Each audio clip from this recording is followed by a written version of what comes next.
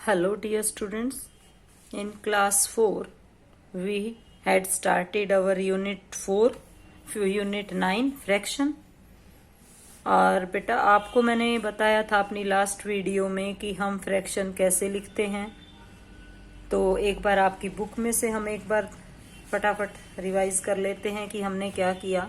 First question, right fraction है for the shaded part of each group, कि total हम fraction कैसे लिखते हैं। टोटल हमारे पास जितने सर्कल हैं उनको हम लिखेंगे और उसके बाद जो शेडेड है उनको हम ऊपर लिख देंगे। जैसे शेडेड है 5 तो 5/12 हमने किया था। सेम हमने पिछले अपने उसमें कर लिया था ना बेटा।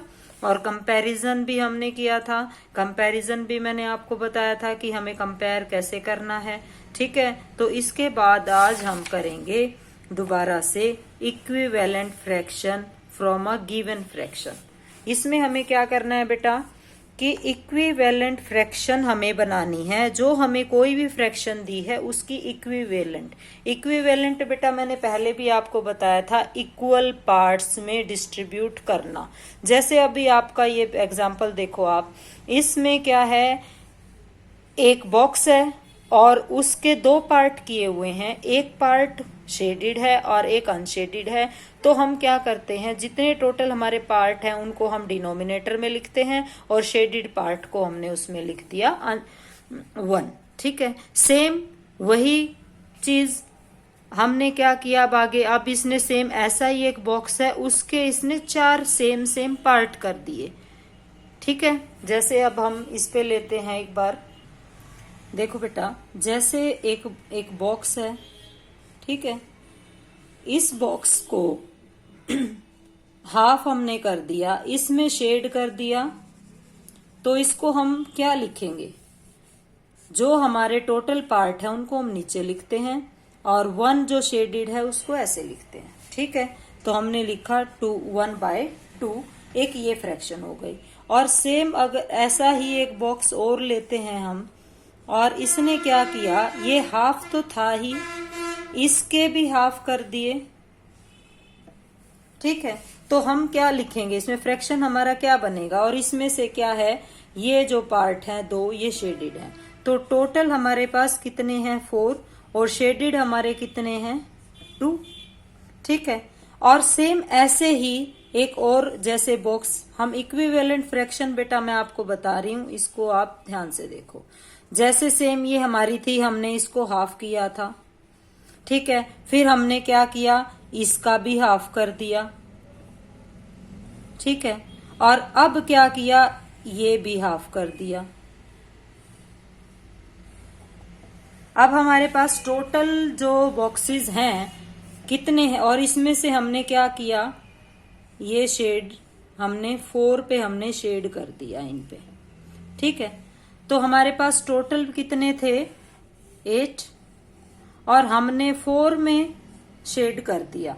ठीक है, तो अब बेटा इसको आप देखो एक बार ध्यान से कि हम क्या करते हैं, 1/2 जो है ये 1 और ये आपस में इक्वल हैं। कैसे इक्वल हैं कि हम लिखते हैं 1/2 is equal to 2/4 is equal to 4/8।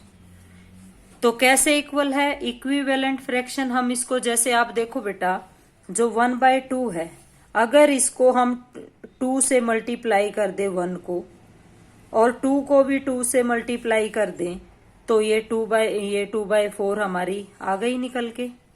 ठीक है, और अगर हमने इसको भी, जो हमारी 2/4 आया, इसको भी हमने 2 से अगर मल्टीप्लाई कर दिया न्यूमरेटर और डिनोमिनेटर को, तो हमारा क्या आया, ये आया 2 जा 4 2 जा 4।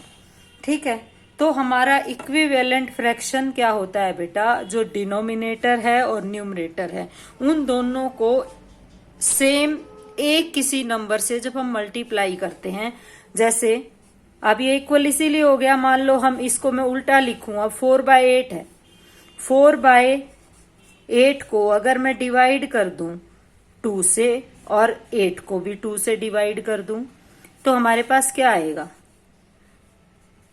4 आ जाएगा। 2 को 4 से डिवाइड किया ये 2 और 8 को 2 से डिवाइड किया 4, तो हमारे पास ये वाला पार्ट और ये आ गया ना। और मान लो ये भी 2/4 है और इसको भी मान लो मैं डिवाइड करती हूँ 2 से और इसको भी 2 से डिवाइड करती हूँ, तो मेरे पास क्या आ गया, ये 2 1 जा 2 और 4 2 जा 2 4 जा 8 1/2। तो हमारे पास यही वाला निकल के यही वाला आया ना यहाँ पे, है ना।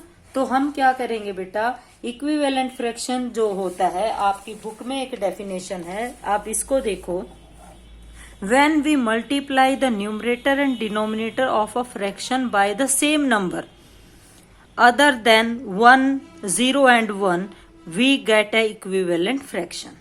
0 और 1 को छोड़कर हम किसी भी नंबर से न्यूमरेटर और डिनोमिनेटर को किसी सेम नंबर से हम मल्टीप्लाई करते हैं तो हमारा इक्विवेलेंट फ्रैक्शन आता है।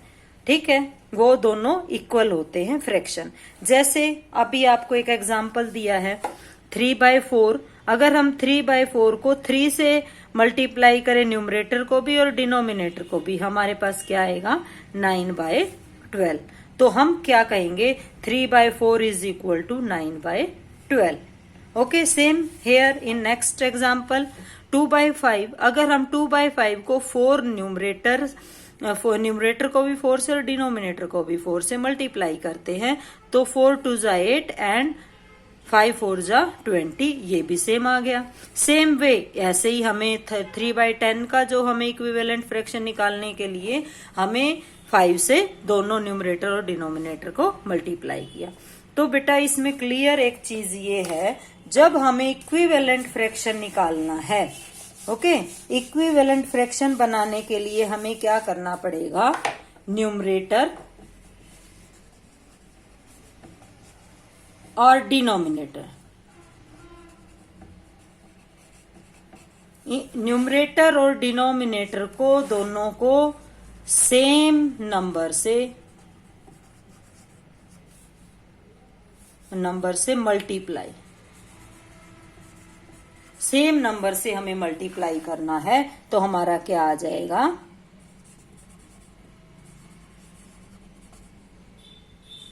Equivalent fraction. ओके, हमारा सेम एक नंबर से जब हम न्यूमरेटर को और डिनोमिनेटर को सेम नंबर से मल्टीप्लाई करेंगे तो हमारा इक्विवेलेंट फ्रैक्शन हो जाएगा। क्लियर। जैसे आपकी एक्सरसाइज है वर्कशीट 2 है बेटा, ठीक है, worksheet 2, this is your worksheet 2।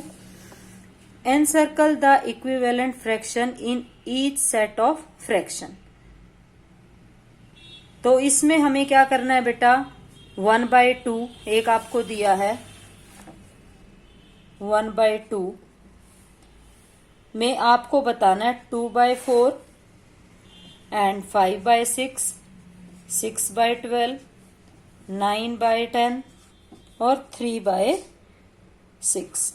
आपको बताना है इक्विवेलेंट फ्रैक्शन, इनमें से 1/2 का इक्विवेलेंट कौन कौन सा फ्रैक्शन होगा। तो अब आप देखो 2/4 है, जैसे ये अगर हम इसको 2 से डिवाइड कर दें, इसको भी 2 से डिवाइड कर दें और इसको भी कर दें, तो ये क्या आ जाएगा 1/2 आ जाएगा ना।